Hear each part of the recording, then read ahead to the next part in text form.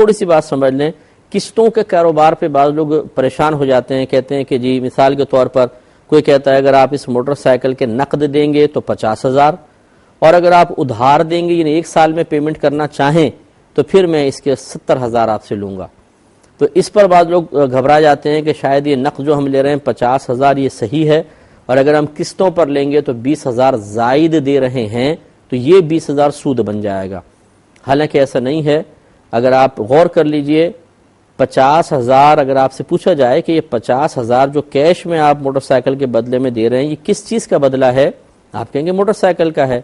اور اگر وہ 70,000 لے رہا ہے تو وہ کس چیز کا بدلہ ہے، وہ بھی موٹر سائیکل کا بدلہ ہے۔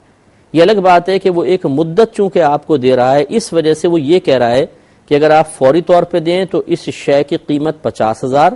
تھوڑا سا لیٹ یعنی ادھار کر کے انسٹالمنٹ پہ دیں تو پھر اسی چیز کی قیمت 70,000۔ دونوں صورتوں میں بدلہ وہ اسی شے کا لے رہا ہے، اور جب یہ 20,000 اسی شے کا بدلہ بن رہی ہے، اگرچہ عرصے کی وجہ سے تھوڑا زائد کیا گیا تو اس میں سود کا معنی نہیں ہوگا، یہ بالکل جائز اور حلال ہوگا۔ اس لیے قسطوں کا کاروبار جائز ہے۔ ہاں اس میں جو کنڈیشنز لگا دیتے ہیں بعض اوقات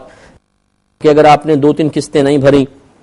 تو اس پہ پینلٹی لگا دیں گے، تھوڑا سا مالی جرمانہ لگا دیں گے، اور اسی طرح آپ جب تک وہ چیز آپ قسطیں نہیں بھر دیتے کسی کو بیچ نہیں سکتے ہیں،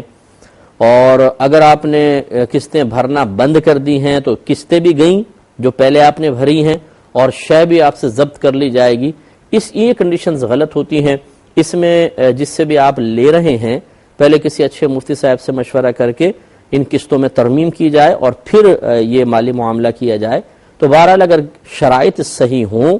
تو قسطوں کا کاروبار شرعاً جائز ہوتا ہے، اس میں سود کا معنی متحقق نہیں ہو رہا ہے۔ تو یہ ہے ربا